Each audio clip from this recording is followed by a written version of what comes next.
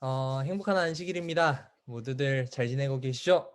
오늘은 저희가 함께 너무 작은 하나님이라는 제목으로 함께 말씀을 듣도록 하겠습니다. 이 시간 하나님께서 주신 음성을 듣게 되길 간절히 바라고요.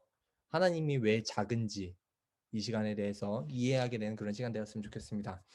오늘 시작은 한 가지 문제를 풀면서 시작을 해보려고 합니다. 여러분들이 제가 한 이야기를 보여줄 텐데요. 그 이야기에 숨겨진 비밀에 대해서 여러분들이 맞춰주시면 되겠습니다. 이것은 무슨 상황일까요? 아버지와 아들이 야구 경기를 이제 보러 가기 위해서 집을 나섰다고 합니다. 근데 이제 아버지가 운전을 해서 이렇게 가고 있었는데 갑자기 차 시동이 꺼진 거예요. 근데 그 위치가 바로 기차 선로 위였죠. 그리고 저기 멀리서 뿌뿌 하면서 이렇게 기차가 달려오고 있었는데 아버지가 시동 키려고 노력을 하였지만 결국은 소용이 없었습니다. 그래서 결국 기차는 그곳에 있는 차를 갖다 들이받게 되었고 아버지는 그 자리에서 죽게 되었습니다. 아들은 크게 다쳐서 응급실로 실려가게 되었고요. 그런데 수술을 하기 위해서 달려온 외과 의사가 차트를 보니까 난 이 환자를 수술할 수 없어. 얘는 내 아들이야 라고 외치게 되었다고 합니다. 여러분, 이 상황은 과연 무슨 상황일까요? 아버지는 이미 죽었는데 어떻게 이 상황이 가능했는지 한번 여러분들의 생각을 한번 여기다 적어서 보내주시면 되겠습니다. 개인적으로 자신의 생각을 적어주시면 되겠습니다.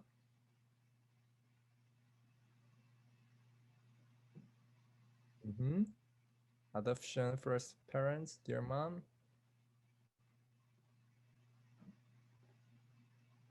그 말로 해주셔도 괜찮습니다. 혹시 수술한 사람이 네. 애를 버렸는데 그때 찾았던 사람이 현재 죽은 아버지고, 그리고 수술하는데 얘 없어져야 되는데 내 아들이 왜 왔어? 그래서 네. 드라마 한 편을 여기서 또 쓰셨군요. 네, 알겠습니다. 네, 가능합니다. 실제로 가능하죠. 네. 좋습니다. Second father, 의사가 엄마기 때문에 grandmother. 아니, 근데 원래 규칙적으로 자신의 가족은 수술할 수 없는 게, 그 가족이 수술을 하면 정신력이 흐려지고 판단력이 흐려진다고. 자기 가족은 자기가 수술할 수 없는 그게 있어요, 병원에. 네, 그런 디테일적인 부분들도 이야기해 주셔서 감사합니다. 네, 여러분들은 정답을 알고 있는 사람들이 있습니다. 네, 이 외과 의사는 누구였냐면요. 바로 이 아들의 엄마였습니다. 글을 읽다가 조금 의아하게 느꼈던 사람들은 있었던 것 같습니다. 아마 조금 의아하게 느꼈던 사람이 있다면 아마 외과 의사는 남자라는 전통적인 프레임을 갖고 있었기 때문에 그런 일들이 일어났을 거예요. 대답을 하려고 많은 생각을 했을 겁니다. 그래가지고 부모님이 막 재혼을 했고 막 그래가지고 막 갑자기 입양을 보냈는데 갑자기 아이를 다시 내가 전에 입양 보냈었던 아이다부터 시작해가지고 정말 다양한 비상한 대답들이 떠올랐지만 바로 생각나지 않았었던 이유는 무엇이냐면요. 바로 외과 의사가 남자라고 그 이미지가 무의식 가운데 있었기 때문입니다. 함께 나누었던 이 이야기는요. 바로 고정관념과 관련된 이야기입니다. 자신이 만들어 놓은 그 프레임 때문에 신혼에 대한 다른 이해를 가져다 주었다라는 것이죠. 성경 말씀을 살펴보시면 이와 같은 일들은 자주 일어납니다. 2000년 전에 이 땅에 예수님께서 태어나셨을 때도 사람들은 이 고정관념 때문에 어려움을 많이 겪었습니다. 아기 예수가 이제 아기 예수의 탄생을 이제 경배하기 위해서 이제 먼 길을 달려온 동방 박사들도 마찬가지였어요. 이 동방 박사들은 정말 머리가 똑똑했었고 학식도 풍부하고 인생의 경험들도 다른 사람들과 비해서 엄청나게 많은 사람들이었는데 이 아기 예수를 만나기 위해서 찾았었던 장소가 바로 어디였어요? 바로 헤로 왕의 궁전이었어요.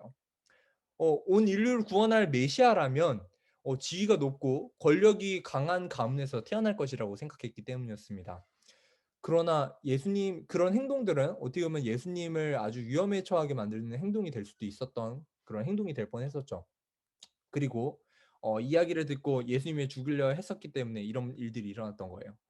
근데 예수님은 이런 의리의리한 그런 왕궁에서 금보자기에 태어나는 것이 아니라 가장 허름한 마국간에서 말구유에서 동물들과 함께 이제 있게 되었었죠.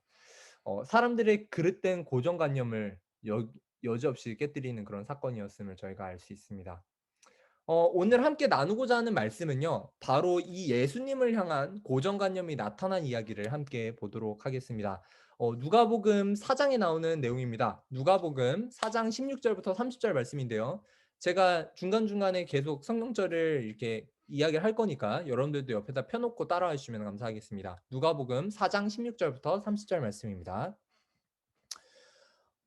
이 성경책 누가복음 4장 16절부터 30절 이 말씀에는 이 부제목을 살펴보시면 이렇게 적혀 있습니다. 성경책 그 종이 성경으로 된 성경책을 봐주시면 나사렛에서 배척을 받으시다 이렇게 되어 있어요.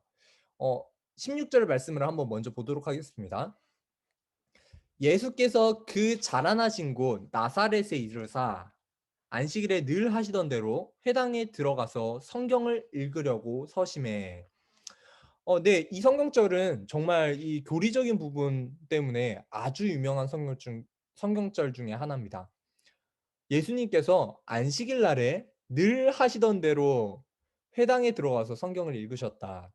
항상 안식일 날 예배를 드렸다라는 부분들을 기록하고 있기 때문입니다. 예수님께서 안식일을 얼마나 중요시 여겼는지 그 부분들이 드러난 성경절이기 때문에 아주 유명하죠. 그런데 오늘 저희가 다루고자 하는 이 내용은요. 그 부분을 말고 다른 부분에 조금 초점을 맞춰볼까 합니다. 예수님께서 그 자라나신 곳 나사렛이라는 장소로 말이죠. 예수님께서 어린 시절 성장하셨던 장소가 바로 이 나사렛입니다. 그의 추억과 그리고 그의 어렸을 때 그 모습들을 아는 사람들 앞에서 예수님이 섰다라고 지금 이야기를 하는 거예요. 그의 어린 시절 어울리던 사람들, 그리고 친구들, 그리고 자기 옆집에 있었던 아저씨까지 포함해서 그가 익숙한 장소에서 예수님께서 성경을 읽으셨다라고 지금 이렇게 기록하고 있는 겁니다. 그리고서 17절부터 21절 동안에 예수님께서 그들에게 선지자 이사야가 했었던 그 이야기의 글들을 풀어주고 계십니다. 그리고 22절에 지금 17절부터 21절까지의 그 선지자의 이야기를 한 부분들에 대한 사람들의 반응들을 기록하고 있어요. 22절 보겠습니다. 그들이 다 그를 증언하고 그 입에서 나오는 바 은혜로운 말에 놀랍게 여겨 이르되 이 사람이 요셉의 아들이 아니냐라고 이야기를 합니다. 이 사람 저기 옆집에 살던 그 요셉 아들 아니야? 라고 이야기를 한 거예요. 이 예수님은 누구인가? 라고 그들이 물어본 것이죠. 그런데 그들은 이미 이 예수님이 누군지를 알고 있었다는 겁니다.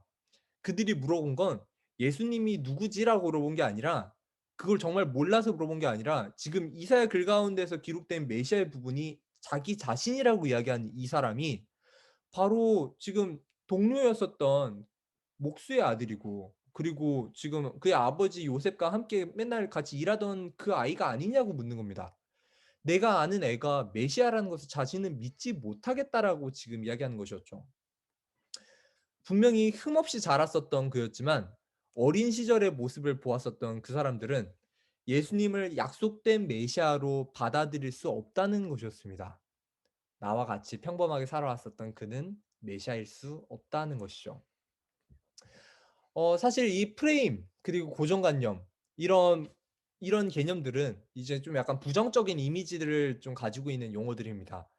그런데 이 같은 프레임과 고정관념들은 이제 빠른 판단 그리고 정보 정리 이런 부분에 있어서 탁월함을 가져다 주기 때문에 우리 삶에 정말 많은 도움들을 주곤 합니다. 하지만 실제로 이와 같은 이 프레임과 그리고 고정관념들에 갇혀서 우리가 실제로 놓치는 일들도 많이 있죠. 이와 같은 생각들을 깨부셨던 사람들은 정말로 특별한 위치들을 경험합니다. 우리가 잘 알고 있는 태평양의 한 섬이 있습니다. 바로 하와이죠. 하와이는 태평양 한가운데 있는 아주 더운 곳에 있는 섬입니다. 상상을 한번 해보세요. 여러분, 이곳에서 어떤 사람이, 아니, 여러분의 아버지라고 이야기해 봅시다. 여러분의 아버지가 갑자기 이 하와이 한가운데서 밍크코트 장사를 하겠다라고 이야기한다면 여러분은 어떻게 하시겠나요? 이거 뭐 아버지 응원합니다 이렇게 할까요? 아니면 아빠 그건 좀 아닌 것 같아요라고 이야기할 것 같아요. 아마 도리도리 하는 친구들을 보인 것 같습니다. 그런데 누군가 이 엉뚱한 생각을 하고선 하와이 그 뜨거운 섬에서 가죽옷과 밍크 코트를 내놓고 팔았었습니다. 어떻게 생각하시나요? 잘 팔렸을까요? 많은 사람들은 이 행동을 하는 이 사람을 보고서는 정신 나간 사람이라고 이야기를 했었지만 이 사람은 이렇게 생각했었습니다. 이 하와이라는 곳은 온 세계에 있는 모든 사람들이 다 이곳으로 오는데 하와이면은 돈 잘 버는 사람들이 올 것이고 그리고 그 중에는 추운 지방에 사는 사람들도 올 것이다. 그래서 아마 그 사람들이 이것들을 이제 와가지고 옷이 예쁘면 또 사지 않을까라고 생각을 해서 그 가게를 열게 되었는데 그의 생각은 정확하게 일치했고 이윽고 이 밍크코트 가게에는 엄청난 수익을 내게 되었다라고 합니다. 더운 곳에서 밍크 코트를 파는 것. 사실 보통 사람은 생각하지 못할 일들을 아주 전혀 다른 시각으로 봄으로써 사업에 성공하게 된 것이었죠. 이 고정관념의 변화가 얼마나 극적으로 이루어지는지를 보여주는 한 샘플 중에 하나입니다. 예수님께서 지금 이 30살이 되시고 나서 침례를 처음 받으시고 처음으로 했었던 사역이 바로 이 나사렛에서의 기록입니다. 그러나 사람들은 그를 받아들이지 않았죠. 근데 사실 여러분들 이 상황에 대해서 잘 생각해 보시면 너무나도 이해가 되는 일들이에요. 연우 아주 착하고 아주 멋지게 잘 컸죠. 근데 아무리 착하게 살았다고 하더라도 갑자기 연우가 갑자기 제가 메시아입니다. 막 이렇게 이야기를 하면은 우리 모두가 믿을 수 있을까요? 갑자기 연우가 30대가 딱 되는데 제가 이제 막 목회지에서 이제 막 저 이렇게 막 목사의 일을 하고 있는데 갑자기 연우가 와서 조은사님, 그때는 제가 목사님이겠죠. 목사님, 제가 메시아입니다. 이렇게 이야기를 하면은 제가 어떻게 반응할 수 있을까요? 여러분들은 어떻게 반응할 수 있을까요? 아마 어떤 친구들은 메시아가 아니라 캡틴 아메리카겠지라고 이야기를 할 것 같아요. 확실히 지금 이야기하는 이 부분들은 예수님과는 약간 다른 이야기이긴 합니다. 하지만 그들에게도 이와 같은 어려움들이 있었을 거라는 거예요. 또한 메시아는 그 로마로부터 구원해 줄 자로서 사람들은 그렇게 인식을 하고 있었는데 예수님은 그런 이야기를 하지 않는 것이었습니다. 예수께서는 그들을 로마로부터 구원하여 내시겠다는 말씀은 단 한마디도 하지 않으셨다. 그들은 예수님의 이적에 대한 말을 들었으므로 그분의 능력이 그들의 유익을 위하여 행사되기를 바랐다. 그러나 그들은 그와 같은 목적에 아무런 암시도 보지 못했다라고 지금 시대의 소망에 기록되어 있습니다. 예수님이 지금 이 말은 무슨 말이냐면요. 예수님이 지금 자기들이 생각한 메시아와 달랐기 때문에 거절했다라고 지금 이야기를 하고 있는 거예요. 그들에게 유익이 되길 바랬는데 그렇지 않은 것으로 보이니까 거절했다라고 이야기합니다. 메시아는 자신들을 로마로부터 구원해 줄 사람으로 기대를 했는데 자신들에게 도움을 줄 줄 알았는데 그가 그렇지 않았기 때문에 그는 거절받았다라고 이야기하는 것이죠. 그래서 예수님께서 이렇게 이야기를 하셨어요. 25절부터 27절입니다. 과거에도 하나님을 믿을 수 있는 수많은 사람들이 있었는데 받아들이지 않았던 사람들에 대해서 이야기를 하고 계세요. 이스라엘의 과부가 정말 많았으나 선지자는 사렙다 과부 한 과부에게만 보내졌었고 선지자 엘리야 당시에도 정말 많은 나병 환자들이 있었는데 그 중에 이 사람들은 다 나음을 받지 못하였고 수리아 사람 나아만만이 그 말씀에 순종하고 나음을 입었다라고 그렇게 기록을 하는 거예요. 이야기를 듣고 사람들은 분노하기 시작합니다. 정말 심하게 분노했어요. 왜냐하면 그들이 하나님의 선택받은 백성들이라고 그렇게 생각했는데 지금 예수님이 뭐라고 하시냐면요. 너희는 지금 하나님에게서부터 떠났고 그분의 백성이라고 주장할 것이 없다라고 이야기하는 거예요. 너희도 똑같이 지금 이렇게 큰 특권 가운데 있지만 그 특권을 받아들이지 못한다라고 이야기를 했기 때문입니다. 그들은 분명히 하나님한테 정말 많은 빚들을 받았지만 그들이 활용하지 못하고 있었다는 거예요. 그들은 정말 분노했습니다. 처음에 예수님의 말씀을 듣고서는 와, 이분 정말 대단하신 분이다라고 했었던 그런 감정들과 그 기억들은 다 없어지고 이제는 어떻게 하냐면요. 그를 죽이려고 합니다. 일어나 동네 밖으로 쫓아내요. 그 동네가 건설된 산 낭떠러지까지 끌고 가서 밀쳐 떨어뜨리고자 하되 예수께서 그들 가운데로 지나서 가시니라. 지금 예수님을 죽이려고 했습니다. 낭떠러지까지 끌고 가서 밀어서 죽이려고 한 것이죠. 예수님은 이 상황에 대해서 천사들의 도우심으로 그 자리를 벗어났음을 예언의 신은 기록합니다. 근데 저는 이곳에서 이 부분에 대해서 조금 초점을 맞췄으면 좋겠습니다. 이곳에서 왜 그들이 예수님을 받아들이지 못했는지 말이죠. 왜냐하면 이 받아들이지 못했었던 이 모습들은 현재에도 그대로 이루어지는 그 모습들이기 때문입니다. 그들이 예수님을 받아들이지 못했었던 이유는 바로 이것입니다. 어린 시절 보았었던 예수님의 모습 때문이에요. 그리고 그들이 가지고 있었던 자기만이 가지고 있었던 메시아의 개념 때문에 예수님을 받아들이지 않았다라는 겁니다. 우리가 신앙적으로 가지고 있는 이와 같은 프레임들은 정말 많습니다. 어린 시절 경험한 일들로 인해서 자신이 생각하는 하나님이 만들어지고요. 하나님을 평생 그런 분으로 인식하기도 합니다. 내게 좋은 것은 하나님께도 좋아라고 생각하는 거죠. 그리고 그냥 내가 가진 하나님에 대한 그런 개념 때문에 하나님을 그냥 그 틀에 갇힌 작은 하나님으로 만들어버립니다. 자신이 기대하는 딱 그런 작은 하나님을 말이죠. 당신의 하나님은 너무 작다라는 그런 책을 쓴 필립스라는 분이 있습니다. 아주 유명한 분인데 이분이 그리스도인에게 신앙의 가장 큰 걸림돌이 무엇인지에 대해서 이렇게 이야기했습니다. 당신의 하나님이 너무 작다라고 이야기했습니다. 하나님에 대한 개념에 대해서 이야기하는 거예요. 하나님을 제한하는 것, 자기가 생각하는 그 하나님 때문에, 이런 분이라고 생각하는 그 하나님 때문에 이것이 바로 그 사람들이 하나님을 제한시키고 그리고 그리스도인의 신앙에서도 많은 영향을 미친다라고 그렇게 이야기를 했습니다.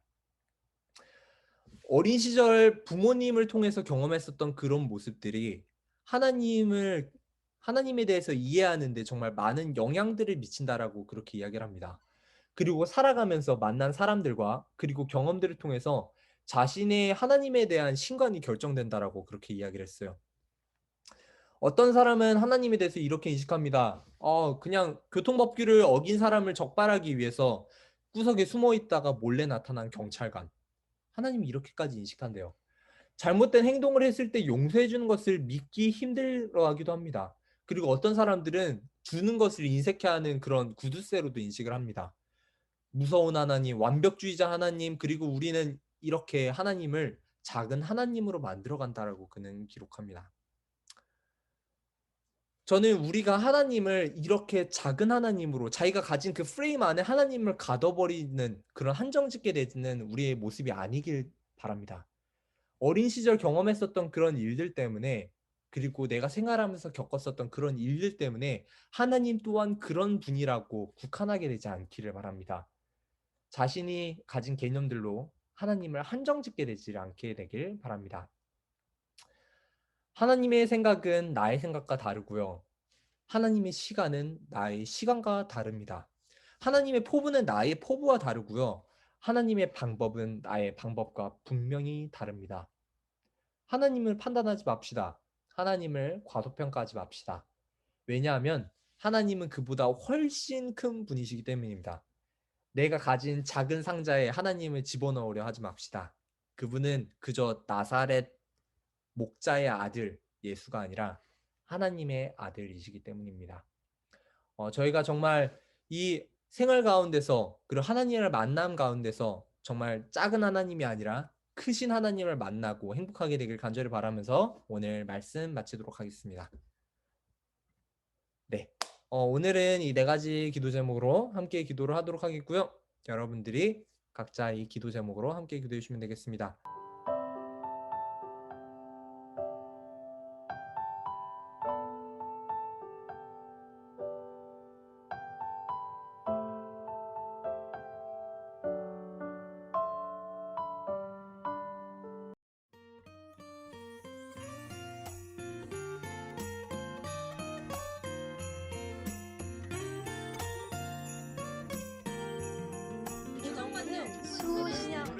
너 중국이야 이렇게 가라. 맞아. 바로 이하오 이렇게 베들레헴 작은 국간에서 귀신 같아요. 내가 귀신과 문제가 무슨 말? 이번 말고 미래에 난 당연히 글자는 구주가 나셨대. 베들레헴 작은 마국간에서 오늘 태어나셨대. 우릴 죄악 가운데 버려둘 수 없어서 하나님의 사랑이 여기 내려오셨대. 그 leopard 아닌가? 하늘에 Oh, the 10 lepers. The one came back. 오, 오케이. 이틀. 와. 이틀님 이거 하셨어. 이틀 아. 이거 짠. 모든 사람 기뻐하는 사무엘. 기쁨의 소식 이야, 이거 바로 그죠? 잘해. 야, 준영아, 이게 왜 사무엘이었어요? 놀랐어, 진짜 놀랐어. 처음에 하나님이 사무엘이라 불렀는데 여기 있는 일단 엘리한테 갔다가 세 번 갔다가 마지막에 엘리가 우리 위해 네, 구주가 좋습니다. 지금 자고 있는데 사무엘아 해가지고 놀랬어요. 띵용? 그래서 가서 물어봤는데 난 안 불렀는데? 그래서 또 다시 잤어요. 사무엘아 오잉? 그래서 뭐지? 그래가지고는 가서 물어봤더니 이거는 하나님이 부르시나 보다. 그래가지고 이렇게 반응을 했죠. 네, 좋습니다.